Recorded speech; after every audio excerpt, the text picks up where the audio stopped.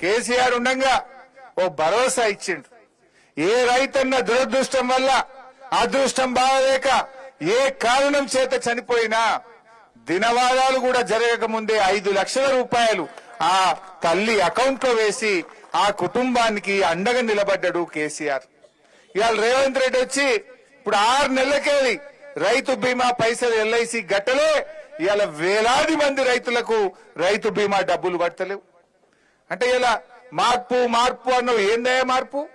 రైతు బీమా ఎగవెట్టుడు, రైతు బంధు ఎగవెట్టుడు, రుణమాఫీ ఎగవెట్టుడు, ఇదేనా కాంగ్రెస్ పార్టీ తెచ్చిన మార్పు? ఇలా ఏం మార్పు తెచ్చిండ్రు అని నేను అడుగుతా ఉన్నా. పంటల బీమా అన్నాడు, అరే అసెంబ్లీలో చెప్పింది కూడా అబద్ధమే ఆడతాడు. అంతేగాని దేవుని మీద ఒట్టు పెట్టి మాట తప్పినోనికి అసెంబ్లీలో లెక్కన? దేవుని మీదనే యాదగిరిగుట్ట లక్ష్మీ నరసింహస్వామి చాలా పవర్ఫుల్, ఆయన మీద ఒట్టు పెట్టి మాట తప్పినోనికి అసెంబ్లీ కంటే ఓ లెక్కన? అసెంబ్లీలో చెప్పిండు 2 సార్లు. ఏం చెప్పిండు? బడ్జెట్ ప్రసంగంలో చెప్పిండ్రు, ఈ సంవత్సరం నుంచి రైతులు 1 రూపాయి చెల్లించకుండా పంటల బీమా అమలు చేస్తా అన్నాడు. చెప్పి ఏడాది అయిపోయాయి, ఒక్క రైతుకు అమలు చేసింది లేదు, ఎవరికి 1 రూపాయి వచ్చింది లేదు. పోయిన బడ్జెట్ సెషన్ లో అన్నాడు, మార్చి 31 వరకు యాసంగి పంట రైతు బంధు అందరికి వేసేస్తా అన్నాడు అసెంబ్లీలో. మార్చి వాయే ఇప్పుడు జూలైకి వచ్చే ఆ యాసంగి గోవిందా గోవింద అయిపోయింది. అంటే ఈయన దేవుని మీద ఒట్టు పెట్టి మాట తప్పుతాడు, అసెంబ్లీ మీద ఎల్లో చెప్పి మాట తప్పుతాడు, ఎలక్షన్ల ముందు చెప్పి మాట తప్పుతాడు. అవేంటి గ్యారంటీ కార్డులు ఇచ్చిర్రు, బాండ్ పేపర్లు రాసిచ్చి మాట తప్పుతాడు. అబద్దాల ముఖ్యమంత్రిన ఒక్కటి కూడా నిజం మాట్లాడే పరిస్థితి లేదు. రైతు బీమా ఉత్తదే, పంటల బీమా ఉత్తదే, రుణమాఫీ ఉత్తదే, రైతు బంధుకు రామ్ రామ్. ఏం చేసిండు రైతులకు ఒక్కటి చెప్పండి నాకు. ఈరోజు ఏదన్నా కొత్త తెచ్చినవా నువ్వు? కేసీఆర్ ఇచ్చిన ఎగవెట్టుడు తప్ప, బంధు పెట్టుడు తప్ప, కోతలు పెట్టుడు తప్ప నువ్వు చేసిన ఒక్క మంచి పని రైతులకు చెప్పు. చేసిండు. ఏం చేసిండంటే, మా భూములు గుంజుకోవద్దు, మా భూములు మాకు కావాలంటే లగచర్ల గిరిజన రైతులకు బేడీలేసిండు, జైల్లో పెట్టిండు.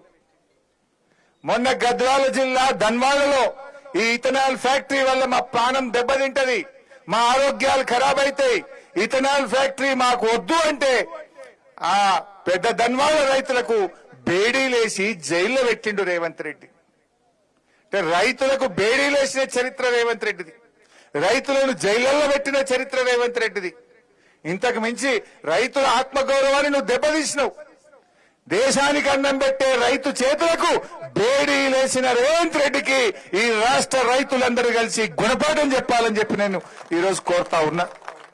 ఏ రకంగా మనసు వచ్చింది? మా భూములు లాక్కోవద్దు అంటే లంబాడి రైతులకు బేడీలేస్తావా? మా భూములు లాక్కోవద్దంటే బీసీ రైతులకు పెద్ద ధన్వాళ్లలో బేడీలేస్తావా? ఇదేనా రైతు రాజ్యం? ఇదేనా రైతులను ఉద్ధరించేది? ఇవాళ దీనికి సమాధానం చెప్పాల్సిన అవసరం ఉంది. రాష్ట్రంలో ఏం రాజ్యం నడుస్తుందంటే రైతు రాజ్యం అంటే రేవంత్ రెడ్డి. నాయన రేవంత్ రెడ్డి రాష్ట్రంలో నడుస్తున్నది కేడీల రాజ్యం, బేడీల రాజ్యం నడుస్తుంది. రైతు రాజ్యం కేసీఆర్ జమాన్లో నడిచింది. అంతెందుకే సింపుల్ ఒక ముచ్చట చెప్తా.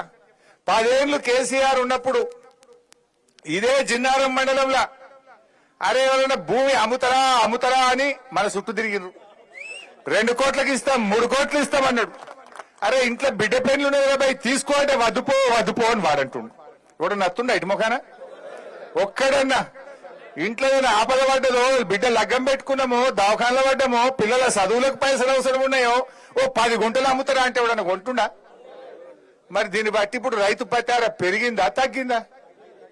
కేసీఆర్ ఉన్నప్పుడేమో రోజు ఆకాశం దిక్కు చూసింది అది, రేవంత్ రెడ్డి రంగాన్ని భూమికి చూస్తుంది. అది డామ్ అన్నది రియల్ ఎస్టేట్ అన్నదా లేదా? అంటే రైతు పతారా ఖతం చేసిండి రేవంత్ రెడ్డి. కేసీఆర్ ఉన్నప్పుడేమో రైతు బంధు పక్కా, కరెంటు పక్కా, రైతు బీమా పక్కా, పండిన పంటంతా కొనేది పక్కా. ఇది ఒక రైతుకు ఒక ధైర్యం, ఒక భరోసా ఉండే. రేవంత్ రెడ్డి వచ్చాక అంత ఆగమాగం, హైడ్రా గీట్రా ఎన్నో కొత్త కథలు పెట్టి కోతలు పెట్టే వరకు డామ్ అన్నది.